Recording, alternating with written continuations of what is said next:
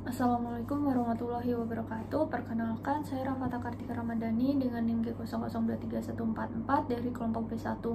Di sini saya akan mencoba menjelaskan dan presentasi tentang sistem urogenital pada manusia. Yang pertama, saya akan menjelaskan tentang sistem atau mekanisme dari ereksi dan ejakulasi. Ereksi sendiri awalnya itu disebabkan oleh impuls saraf parasimpatif yang menjalar dari bagian sakral medula spinalis melalui saraf-saraf pelvis ke penis.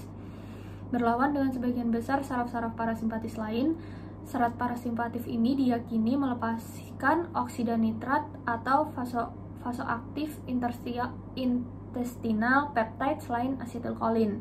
Lalu oksida nitrat ini akan mengaktifkan enzim yang namanya itu enzim guanylyl siklase yang menyebabkan peningkatan pembentukan guanosin monofosfat atau disingkat GMF siklik.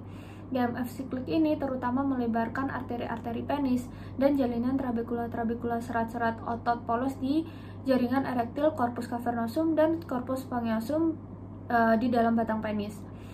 Nah, dengan melepasnya otot-otot polos pembuluh darah, aliran darah itu akan masuk ke dalam penis itu dan menyebabkan lepasnya oksida nitrat dari sel-sel endotelial pembuluh darah dan terjadinya vasodilatasi lebih lanjut.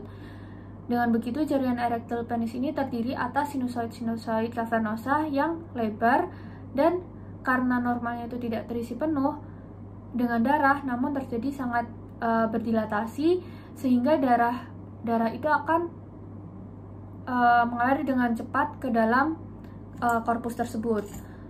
Lalu yang kedua adalah mekanisme ejakulasi, di mana diawali dengan rangsangan seksual yang kuat akan menyebabkan pusat refleks medula spinalis itu melepaskan impuls simpatif dari segmen T12 sampai L2. Lalu emisi itu, ejakulasi itu kan dibagi menjadi dua proses, emisi dan ejakulasi. Yang pertama itu adalah emisi. Emisi itu akan dimulai dengan kontraksi vas deferens dan ampula menyebabkan sperma keluar dari dalam uretra interna. Dengan begitu, lapisan otot kelenjar prostat itu berkontraksi dan diikuti oleh kontraksi vesikula seminalis. Lalu cairan prostat dan cairan seminalis akan masuk ke dalam uretra interna dan semua cairan itu akan bercampur dengan mukus yang telah disekresi oleh kelenjar bulbouretral dan membentuk semen. Lalu pengisian uretra interna itu diisi dengan semen yang mengeluarkan sinyal sensoris tadi dan merangsang kontraksi otot-otot ischiocavernosus dan bulbocavernosus. Dengan begitu, jaringan erektil penis dan ductus genital serta uretra mengalami peningkatan tekanan dan ritmis yang bergelombang. Lalu yang terakhir, semen akan terejakulasi keluar dari uretra. Selanjutnya, saya akan menjelaskan kelenjar-kelenjar yang berkaitan. Pertama ada kelenjar vesikula seminalis atau glandula seminalis. Vesikula seminalis ini adalah pasangan kelenjar yang terletak di bagian belakang bawah kantung kemih. Vesikula seminalis ini merupakan kantong semen yang dindingnya itu menghasilkan cairan lendir yang mengandung fruktosa, asam askorbat, asam amino sebagai makanan dan pelindung sperma sebelum membuai ovum. Sementara prostaglandin di sini untuk motilitas sperma. Lalu yang kedua ada kelenjar bulbouretralis atau glandula bulbouretralis. Glandula ini tuh homolog dengan glandula vestibularis mayor pada wanita. Fungsi dari glandula bulbouretralis sendiri itu menghasilkan sekret pada fase ereksi, yaitu cairan mukus untuk pelumas sebelum berhubungan seksual. Cairan ini tuh bersifat basah dan berfungsi sebagai pelindung sperma dan pelumas. Selanjutnya yang ketiga itu ada glandula prostat yang berfungsi untuk dia tuh menghasilkan cairan tipis seperti susu yang mengandung asam sitrat dan fosfatase asam yang ditambahkan saat ejakulasi. Sifat cairan prostat ini sedikit basah, mungkin penting untuk keberhasilan fertilisasi ovum. Nah, sekret vagina yang bersifat asam itu dengan pH 3,5 sampai 4. Sperma itu tidak dapat bergerak optimal sampai pH-nya sekitar meningkat menjadi sekitar 6-6,5. Akibatnya cairan prostat yang sedikit basah ini mungkin dapat menetralkan sifat asam cairan seminalis lainnya selama ejakulasi dan juga meningkatkan motilitas dan fertilisasi sperma. Lalu yang kedua, mekanisme fertilisasi hingga implantasi embrio saat pembuahan. Fertilisasi itu hasil penggabungan spermatozoa dengan ovum yang secara normal itu terjadi di tuba uterina. Proses fertilisasi itu yang pertama ada transport ovum ke ovinduk. Ovum akan dilepaskan ke rongga abdomen saat ovulasi, namun dalam keadaan normal ovum itu segera diambil oleh ovinduk. Ujung ovinduk yang melebar menjulur membungkus ovarium dan mengandung fimbria. Fimbria ini merupakan tonjolan mirip jari yang berkontraksi dengan gerakan menyapu dan menuntun ovum yang baru dibebaskan ke dalam ovinduk. Di dalam ovinduk, ovum cepat didorong oleh kontraksi peristaltik dan efek silia yang menuju ampula.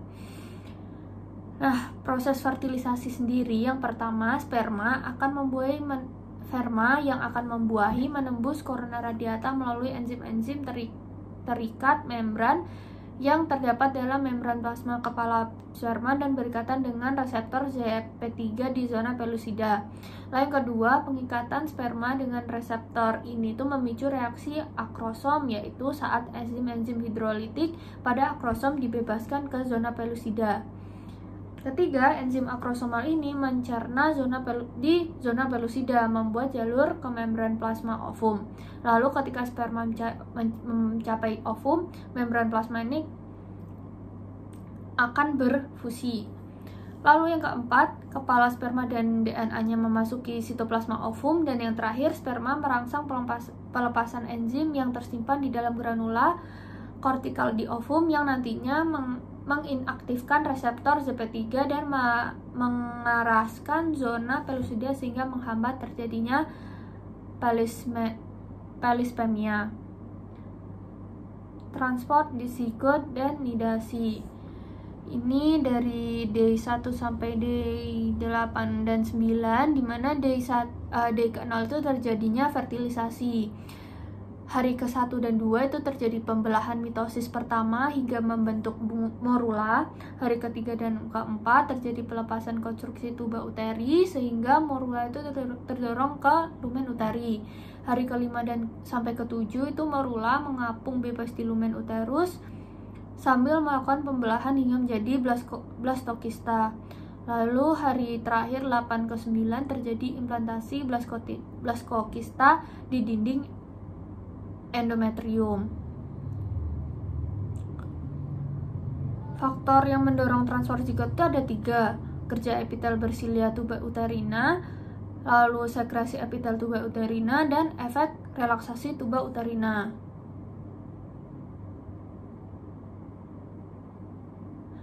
Yang kerja epitel bersilia tuba uterina ini menggerakkan yang digerakkan itu mengarah menuju uterus ke faktor utama. Dan yang kedua, sekresi epitel tuba uteri itu menimbulkan arus cairan yang mendorong ovum ke uterus. Yang ketiga, efek relaksasi tuba uterina itu mempersilahkan ovum untuk bergerak menuju uterus. Nah, ini transfer zigot dan nidasi. Yang pertama itu pendekatan dan penempelan. Setelah mencapai rahim, zigot itu akan bergerak ke arah dinding rahim dan melekatkan pada endometrium atau lapisan dalam dinding rahim. Pada tahap ini, sel-sel trofoblast dari zigot ini akan mulai tumbuh dan menembus lapisan endometrium untuk membentuk plasenta.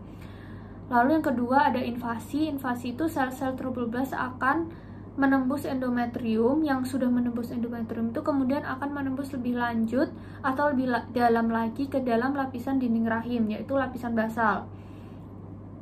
Tahap ini disebut juga invasi sel-sel trofoblast. Yang ketiga itu pembentukan sinapsis dan membran. Sel-sel trofoblast kemudian akan membentuk sinapsis dengan pembuluh darah maternal, yaitu arteri spiral yang terletak di dalam dinding rahim. Proses ini tuh memungkinkan pasokan darah dan nutrisi dari ibu ke embrio. Kemudian sel-sel trofoblast ini juga akan membentuk membran amnion, yaitu yang melindungi janin dan cairan ketuban. Selain itu, sel-sel trofoblast ini juga membentuk membran korion, yaitu membran yang membungkus embrio dan plasenta. Lalu yang ketiga, saya akan mencoba menjelaskan tentang alur perjalanan dan mekanisme berkemih. Mulai dari ginjal, ureter, kandung kemih, sampai akhirnya ke uretra. Mekanisme sistem berkemih sendiri itu namanya adalah miksi. Miksi itu proses pengosongan kantong kandung kemih setelah terisi urin. Miksi ini melibatkan dua tahap utama, yaitu yang pertama, kandung kemih ini terisi secara progresif hingga tegangan pada dindingnya meningkat melampaui nilai ambang batas. Tahap kedua, adanya refleks saraf disebut reflux miksi yang akan mengosongkan kandung kemih atau jika gagal, setidaknya akan menyebabkan keinginan berkemih yang disadari. Refleks miksi ini adalah refleks medula spinalis bersifat otonom. Refleks dapat dihambat atau difasilitasi oleh pusat-pusat di korteks cerebri atau batang otak. Otot polos kandung kemih itu atau otot detrusor saat berkontraksi meningkatkan tekanan di dalam vesika urinaria 40-60 mmHg. Kontraksi otot detrusor ini merupakan tahap utama proses pengosongan kandung kemih melalui potensial aksi dapat menyebar ke seluruh otot detrusor. Dari satu sel otot ke sel berikutnya menyebabkan kontraksi seluruh kandung kemih itu pada saat yang bersamaan. Nah, ureter ini dipersarafi oleh saraf-saraf nyeri. Bila ureter terbendung, misalnya oleh batu ureter, terjadi refleks kontriksi kuat dan nyeri hebat. Impuls nyeri itu menyebabkan refleks simpatis balik di ginjal untuk mengontriksi arteriol ginjal sehingga menurunkan keluaran urin dari ginjal, atau refleks ureterorenal untuk mencegah aliran cairan yang berlebihan ke pelvis ginjal pada keadaan ureter terbendung. Di sini ada kontrol refleks dan kontrol volunter. Kontrol refleks sendiri itu kandung kemih itu akan terisi yang menyebabkan reseptor regang lalu mengaktifkan saraf parasimpatif, dan pada kandung kemih itu mengalami kontraksi yang menggerakkan sphincter uretra internus secara mekanisme dan terbuka dan terjadinya berkemih. Lalu sphincter uretra eksternum itu juga membuka ketika neuron motorik dihambat dan terjadi juga berkemih. Lalu kontrol volunter itu korteks cerebri itu mengaktifkan neuron motorik ke sphincter externus. Lalu sphincter externus itu akan membuka ketika neuron motorik dihambat dan akan terjadi berkemih juga. Dan juga bisa jadi sphincter externus tadi tertutup ketika neuron motorik dirangsang dan yang terjadi itu tidak berkemih. Jadi kebalikan jika sphincter uretra tadi ketika atau tidak neuron motorik itu dirangsang. Jadi sekian penjelasan dari saya tentang urogenital manusia. Terima kasih. Wassalamualaikum warahmatullahi wabarakatuh.